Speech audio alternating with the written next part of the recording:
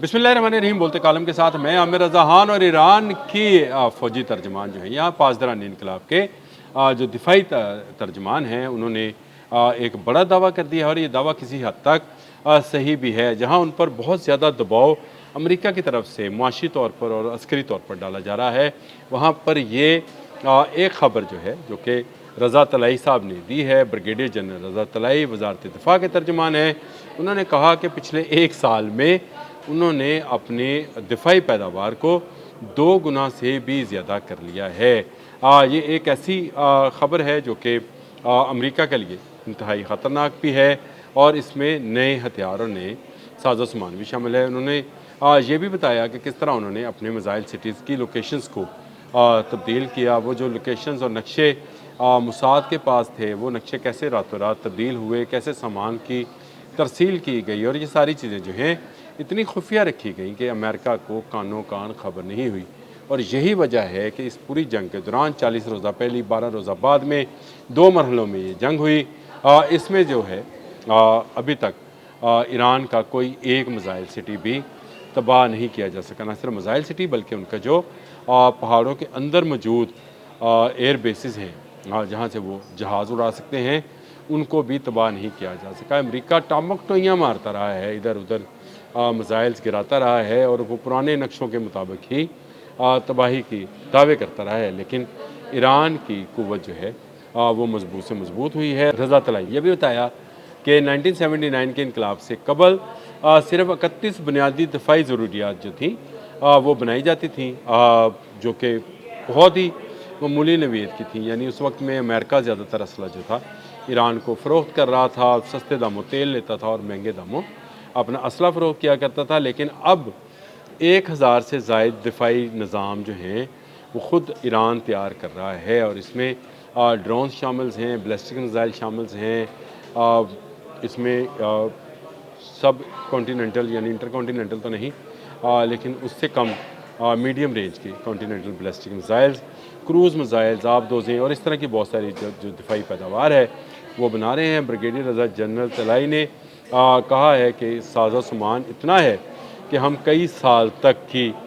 जंग लड़ सकते हैं। ये असल में जंग अमेरिका और ईरान की भी है, लेकिन ईरान के अंदर भी एक जंग जारी है। ये भी ज़रा समझे, पॉलिटिकल और अस्करी जो हैं आपस में उनकी इस बात पर बहस रहती है कि इस वक्त हमें क्या करना चाहिए, क्या हम इस पोजीशन में हैं कि जंग को मज़ीद तूल दे सकें, क्या इस पोजीशन में हैं कर सकें। इसी पर जो है एक और तर्जमान की मैं पासदारान इनकलाब यानी ईरानी फ़ौज के तर्जमान जो हैं मोहम्मद अकरमनिया ने कहा है कि अब हमने दिफाई से ज़्यादा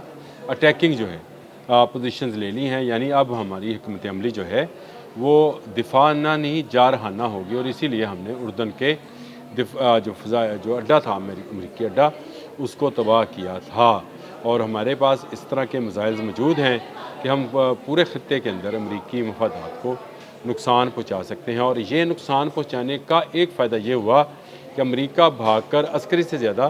पॉलिटिकल हल की तरफ जा रहा है और ये कह रहा है कि आएँ मुज़ाकरात करते हैं, या वो ज़ोर दे रहा है कि ईरान अभी तैयार नहीं है मुज़ाकरात का। तो इसका ये कहना भी जो है उसके खौफ की अलामत है कि ईरान जो है मुज़ाकरात से ज़्यादा ये इस बात पर यकीन रखता है कि अगर अमेरिका ने अब कोई कदम उठाया तो उसको ठोक दिया जाए, यानी उस पर मिसाइल जो हैं दाग दिए जाएंगे, चाहे वो क्रूज़ हैं, चाहे वो ड्रोन्स हैं, चाहे वो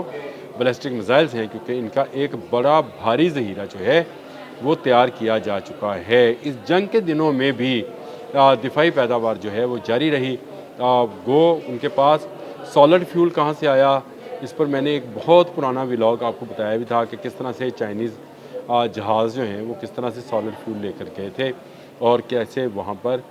ये बंदरगाहों पर गए। ये उस पुराने व्लॉग में से भी देखा जा सकता है। लेकिन इसके साथ साथ ईरान ने इन 48 बरसों में यानी 48 या 47 बरसों में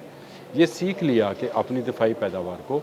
कैसे बढ़ाना है। अब आप देख लें मोहम्मद अकरमनिया ने और रज़ा तलाई ने मुश्तरका तो नहीं कहना चाहिए लेकिन यके बाद दीगरे जो बयानात हैं वो दागे हैं। और उन्होंने इसके अलावा जो उनके वज़ारत ख़ारजा के तर्जमान हैं इस्माइल बकाई, ان کی طرف سے بھی بیان آیا ہے کہ وہ کسی صورت بھی دباؤ کا شکار نہیں ہیں، اور جو جتنی مرضی معاشی پابندیاں لگا دیں ہمیں اس سے کوئی فرق نہیں پڑتا، ہم آلریڈی معاشی پابندیوں کے اندر ہی زندگی بسر کر رہے ہیں، اور ہم نے اس کے اندر رہنا سیکھ لیا ہے کہ کس طرح سے امریکہ کے بغیر بھی زندہ رہا جا سکتا ہے۔ بہت ساری دنیا یہ کہتی ہے نا کہ جی اگر امریکہ کے سے بگاڑیں گے تو زندہ کیسے رہیں گے، تو ایران نے کم از کم یہ بات تو ثابت کر دی کہ امریکہ کے بغیر بھی زندہ رہا جا سکتا ہے۔ محمد رضا طلائی اور اکرم منئی جو ان کے پاسداران انقلاب کے دفاعی اور فوجی ترجمان ہیں، دونوں کی طرف سے ایک ایسے موقع پر ایسے بیانات کا آنا مینی ہیز ہے، جب ڈونلڈ ٹرمپ جو ہے وہ بار بار آبن ہرمز کو اپنا علاقہ قرار دے رہے ہیں اور کہہ رہے ہیں کہ وہ جو ہے انہوں نے آبن ہرمز پر قبضہ کر لیا ہے، حالانکہ ایسا کچھ نہیں کیا ہے۔ ایران پہلے سے زیادہ مضبوط ہوا ہے اور ایران کا اسلحہ پہلے سے زیادہ جو ہے افیکٹو ہے۔ وہ اس کے پاس ایسی جس پر میں آنے والا ولاگ بھی کرنے والا ہوں اور آپ کو بتاؤں گا کہ وہ کیا وجہ ہے کہ امریکہ جو ہے اب مذاکرات کی رٹ لگا رہا ہے جنگ کے بجائے، اور وہ کیا حکمت عملی ہے جس کے تحت یہ کہا گیا کہ یہ جارحانہ حکمت عملی ہم نے اپنائی ہے۔ جو محمد اکرم مینا نے جو بات کی ہے وہ کیا ہے، اور انہوں نے خاص کر اردن کا نام کیوں لیا، یہ میں آنے والی ولاگ میں بتاؤں گا۔ لیکن اس وقت تک کی صورتحال یہ ہے کہ پاسداران انقلاب جو ہیں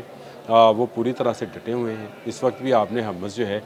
بند ہے، ابھی تک اسی ایک ہفتے کے اندر تقریباً ناکہ بندی سے 68 سینٹ کام کے مطابق 68 جو جہاز ہیں ان کو واپس بھیجا گیا ہے۔ تو ساؤتھ کیرولینا میں جو مرضی ڈونلڈ ٹرمپ کہتے رہیں، اصل حقیقت یہی ہے کہ آبن ہرمز امریکہ کا نہیں ایران کا علاقہ ہے، اور ایران اس پر پوری طرح سے قابض ہے۔ امریکہ اس وقت نیٹو ممالک کی طرف دیکھ رہا ہے تاکہ وہ آئیں اور ایران کا قبضہ ختم کرائیں، لیکن یہ قبضہ ختم ہونے والا نظر نہیں آتا ہے۔ یہ بہت ہی اس وقت کی جو صورتحال ہے وہ ایران آہستہ آہستہ جارحانہ انداز اپنا چلا جا رہا ہے، اور یہ جو ہے یہ جو ڈونلڈ ٹرمپ نے بھی آج بات کہی تھی کہ یہ قرینِ قیاس نہیں ہے کہ ایران پر مذاکرات کے علاوہ فوجی یا عسکری حملہ بھی کر دیا جائے، تو اس کو قرینِ قیاس نہیں کہا جا سکتا۔ ایک ایسی صورتحال میں جب آبن ہرمز میں اس وقت کم از کم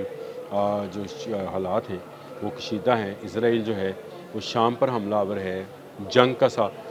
ماحول ہے، دونوں طرف جو ہے مذاکرات کا نام لے کر